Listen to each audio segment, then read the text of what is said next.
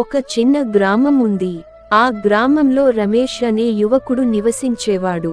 అతనికి సునీల్ అనే స్నేహితుడు కూడా ఉన్నాడు. ఇద్దరూ చిన్నప్పటి నుంచి స్నేహితులు.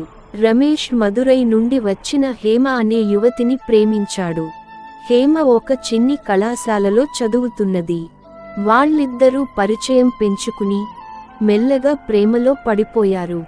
రమేష్ మరియు హేమ ప్రేమను వారి కుటుంబాలకు చెప్పాలనుకున్నారు.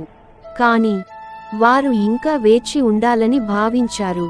ఒకసారి రమేష్ హేమను పిలిచి తన ప్రేమను చెప్పడానికి ఒక అద్భుతమైన రోజు ఎంచుకున్నాడు. వాళ్ళు ఒక చిన్న సరస్సు పక్కన ఉన్న చార్మింగ్ పార్కులో కలిశారు.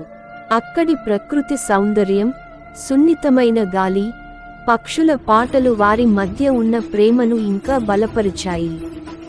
రమేష్ మెల్లగా హేమ చేతిని పట్టుకుని తన హృదయంలోని భావాలను వ్యక్తపరిచాడు. హేమ ఆనందంతో తన సానుకూల సమాధానాన్ని ఇచ్చింది. వారు తమ ప్రేమను పరస్పరం పంచుకున్నారు.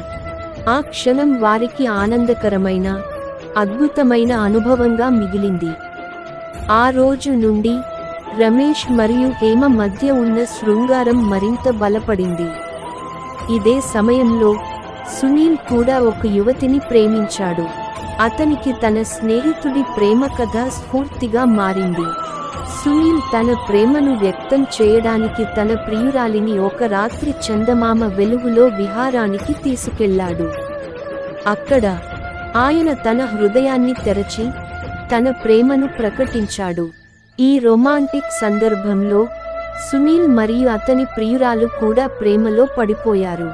రమేష్, హేమ, సునీల్ మరియు అతని ప్రియురాలు కలిసి వారి జీవితాలను శృంగారంతో నింపుకుని ఆనందంగా గడిపారు.